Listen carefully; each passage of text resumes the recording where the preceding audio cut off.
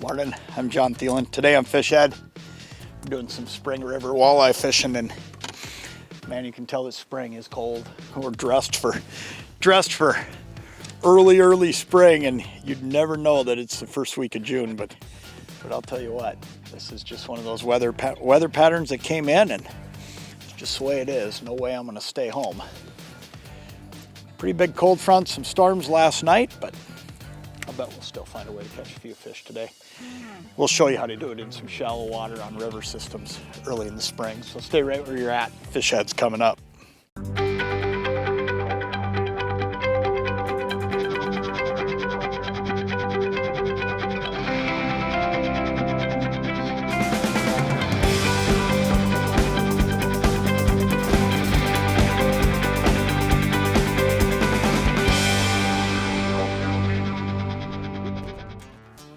Ooh, there's one right there.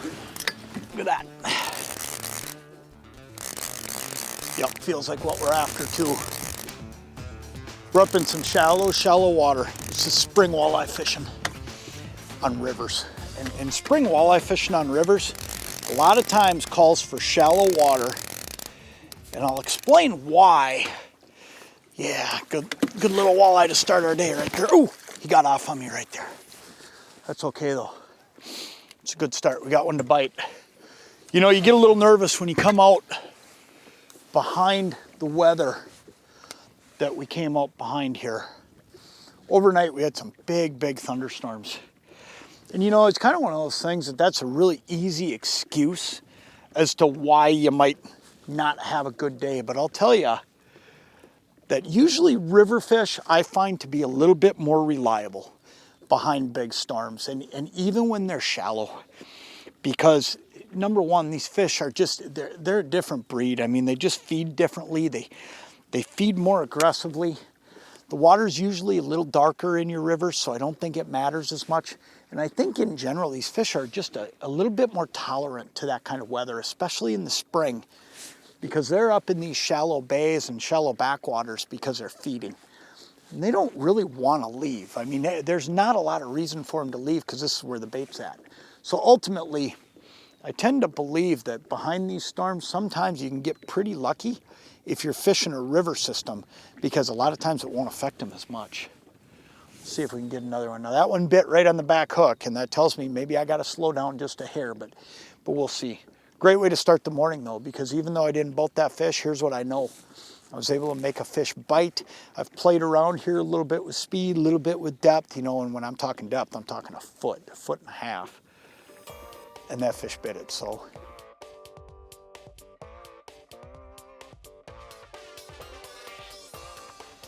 Oh, look at that. Holy smokes. Wow. Let's hope this is a walleye. This thing about took the rod out of the holder.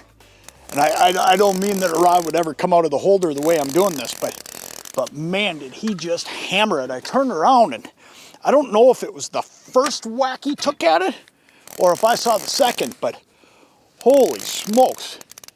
Oh no, it's just a nice walleye. Oh man. I mean, he's not a giant, he's just a really nice fish. He just killed it. He came from a long ways away, I'll tell you that. Look at that, another fish on the back hook. What's going on here is these fish, when they're hooked on the back hook, there's one of two things, okay? One is maybe I could slow down just a little bit, okay? The other thing is that what's probably going on here is we're just in a scenario where these fish, because of those storms last night, they're just a little bit off. And maybe sometimes you're doing nothing wrong. What you got to do is just kind of fish your way through it. But I'll tell you what, this one here, this fire tiger, smaller size, has been hit a couple times. That's a 1-inch size little guy. But it's been hit a couple times. And what that tells me is that I'm going to have to think about just going to all the smaller sizes, because sometimes being on that smaller size behind the storms we had can make a big difference. You know, speed can matter, size can matter, might be the color. You know, there's a lot of things go into it, but walleyes like that one, that's what we're after today. We're gonna get a bunch of these fish, We're going to get them dialed in, and we're going to talk a lot about how to catch them in this shallow water. But one of the things I want to point out is a lot of times on a natural lake, I would be panicked right now about fishing a shallow water bite just because of what came through last night with weather.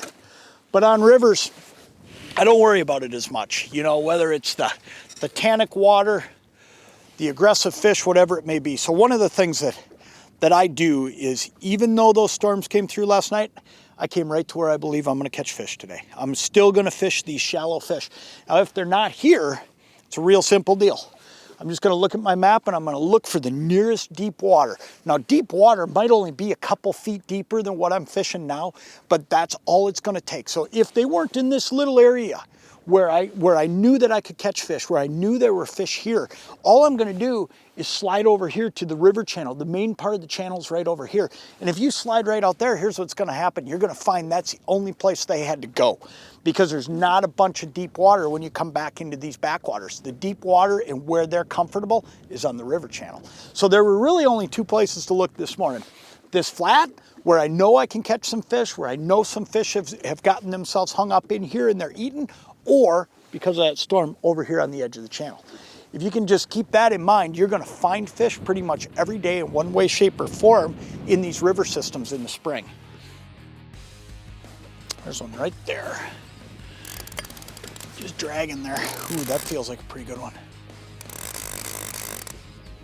I think we got it dialed up now. We got the speed. Really, I think the color, we got it. You know, a general rule of thumb, start with some bright stuff when you're in dirty water, especially in rivers. I really believe river fish need to see baits. Oh yeah, another good eye. All wound up. Good fish. Oh geez, come here. Got him. Another good fish, but yeah, just, you know, starting with some of those brighter colors, and it seems like day in and day out I find myself finishing with bright colors when I'm river fishing. You know, I'm not going to say it's every time, but I will tell you that a lot of times, man, look at that. He's got both hooks in his mouth on that little guy. I mean, you want to talk about hitting it.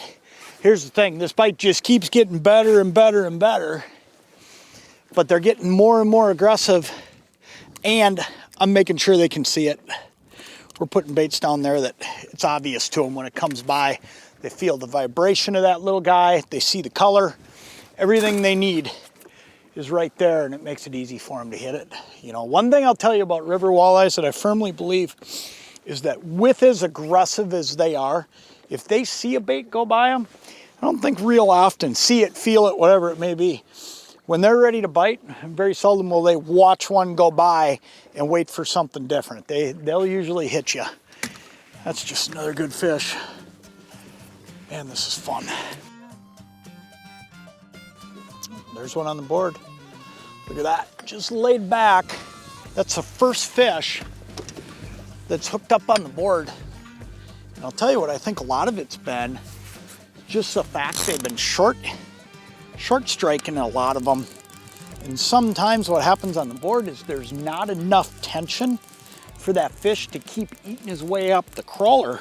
So he'll just grab it, tear the back end off, and without that tension to keep coming up, which is the rod bend in a rod holder here, they just end up tearing that back end of the crawler off. But here, this fish here has found a way to do it. And that might just be, you know, kind of what I've been feeling for most of the day here, that this bite is only going to get, yeah, this bite's only going to get better and better.